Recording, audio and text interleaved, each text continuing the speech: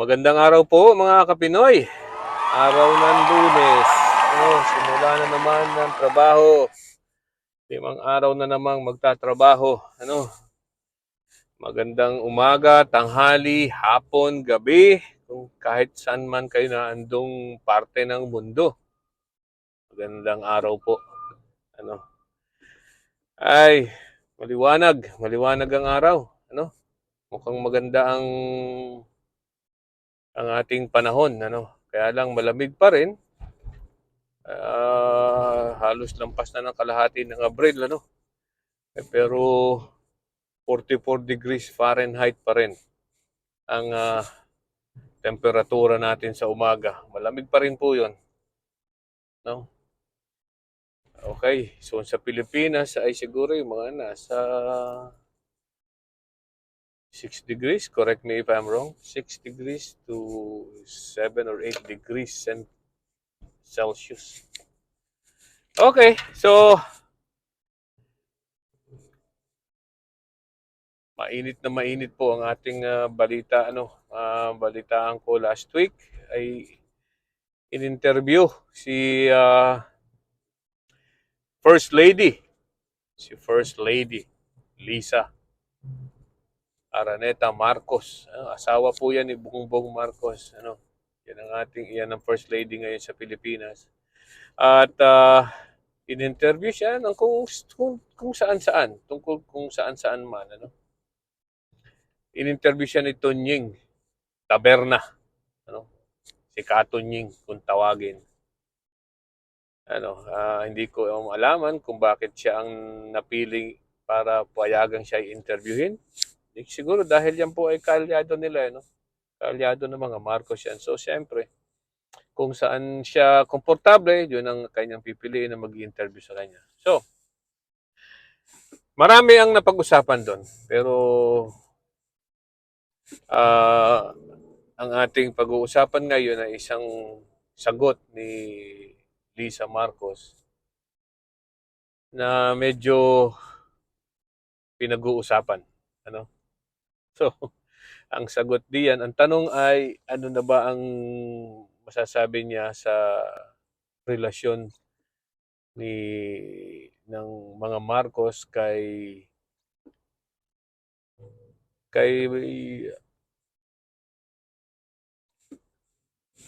Vice President, Kay Vice President Sara Duterte. Ito po ang sagot. Bad shot na siya sa akin.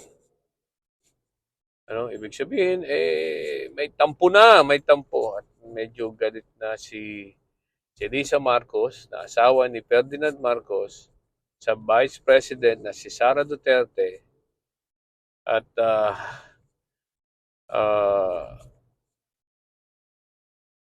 tingnan natin ngayon kung ano.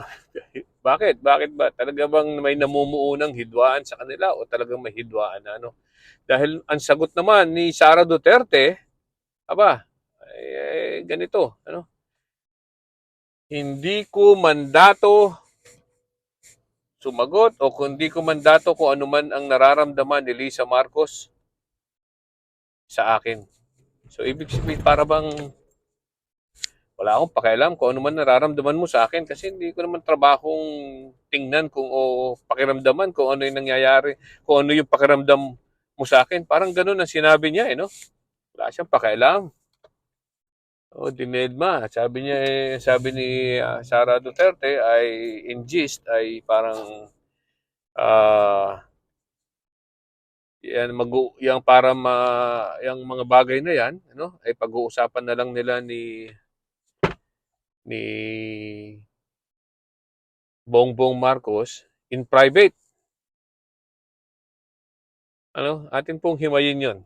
Yung statement na yan ng dalawang yan, So alam naman natin na talaga namang may nabubuo ng hidwaan diyan sa mga Marcos at Duterte. Hindi lang nabubuo na, So kahit ano pang pagtatago ng dalawang pamilya na yan ay obvious na, obvious na.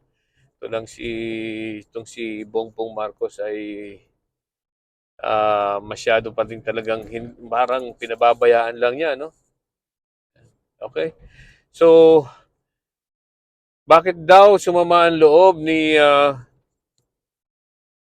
Lisa Marcos kay Sara Duterte? Dahil daw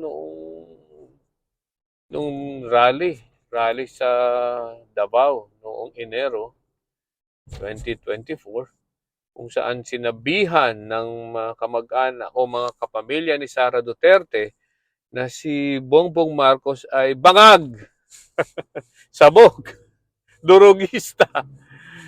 At doon din sa rally na yon ay sinasabihan na bumaba na sa pwesto si Bongbong Marcos at mahinang reader, lahat na ng ng pag-aalipusta kay Marcos. At nakita nga naman sa video na itong si Sara Duterte na naandun during that time, naandun during that time. Yan ay galing pa ata for that on that day, galing pa yan sa grandstand, Sa Luneta Grandstand. Quirino Grandstand, I mean, parang gano'n na nasa Luneta.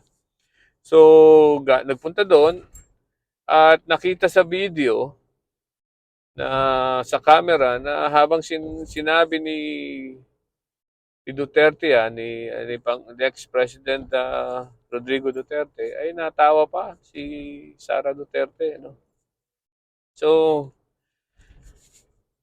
yun, isa yun siguro sa kaya sa mga samahan loob ni Lisa Marcos at hindi man lang nagpapaliwanag, si Sara Duterte. Ayun pala, kaya pala ayaw niya magpaliwanag kasi sabi niya ay hindi niya trabaho yan, intindihin ang feelings ni Lisa Marcos. So, okay.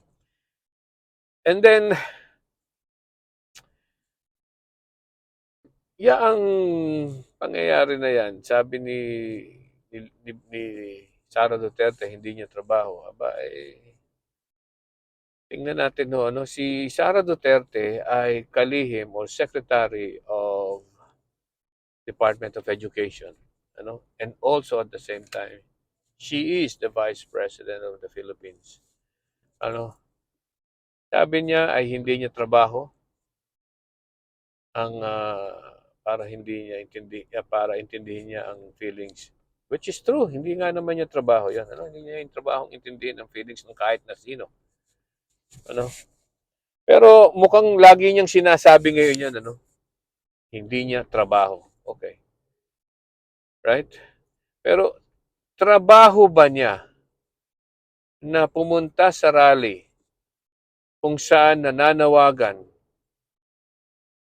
ang mga tao sa rally na yon na ibagsak ang gobyerno ni President Marcos?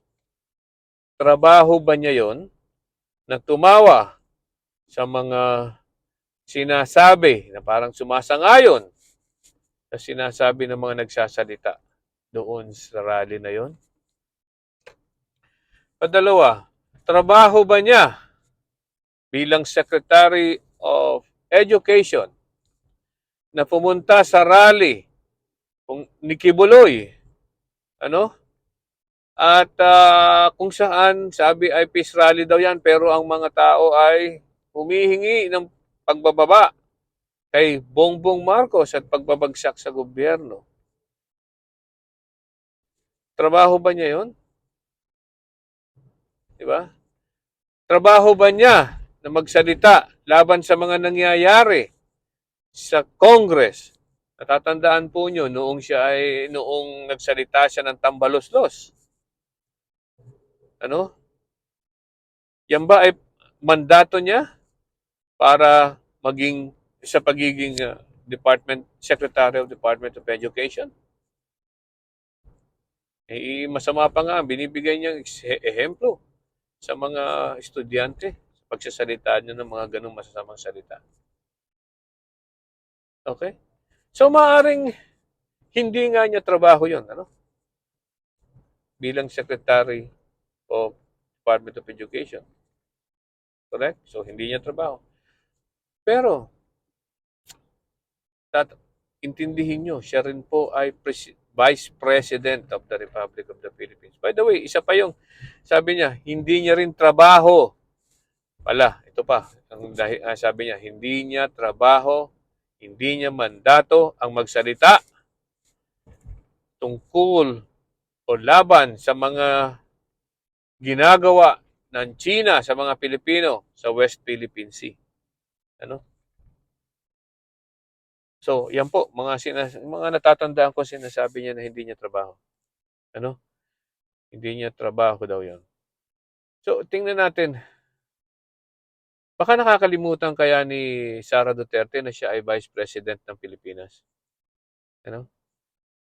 So, as Vice President of the Philippines and also as part of the family of the first, as part of members of the family, the first family or members of the cabinet, being the Vice President of the Philippines. Abay, hindi kaya trabaho niya na huwag pumunta sa mga rally na nagpapabagsak sa gobyerno. Trabaho rin niya bilang Vice President na huwag suportahan ang pagtatago ni Kibuloy na isang fugitive from justice. Diba trabaho niya na magsalita laban as Vice President, laban sa mga ginagawa ng inchik sa Pilipino sa West Philippine Sea. At trabaho niya na suportahan ng gobyerno being the Vice President. Ano? Baka nakakalimutan niya yun o tinatamad na siyang maging Vice President. Kung tamad na siyang maging Vice President, mag-resign na lang siya bilang Vice President. Ano? Bumaba na lang siya sa pwesto. Kasi mukhang tinatamad na siya magtrabaho bilang Vice President eh. Di ba? So, wag niyang sasabihin sa atin na hindi niya marami na siyang ginawa na hindi niya mandato. I mean, di ba? Dalawa ang mandato sa kanya bilang Secretary of Education at Vice President of the Philippines. And being the Vice President of the Philippines encompasses everything. Right? Trabaho niyang suportahan ang gobyerno. Ano? Lalo na laban sa mga dayuhan na umaangkin ng ating teritoryo at sovereignty. Okay? So, kung siya ay nakakakalimot na, mag-resign na siya bilang Vice President at mag-Secretary na lang siya kung yun ang sinasabi niya, no? Na, hindi daw niya mga mandato yon. Okay? So, yan ang napapansin ko palagi ngayon. Ano? Hindi niya mandato. Okay? Siguro nga as Vice President, as Secretary of Education, pero mandato niya as Vice President. Okay? So, tingnan natin, ano? Sana sa ating mga butante, diyan sa Pilipinas, gumising na kayo sa mga Duterte na yan. Yung mga Duterte na yan ay tama na. Okay? So, hanggang dito na lang po ulit. Hanggang sa susunod. Bye-bye!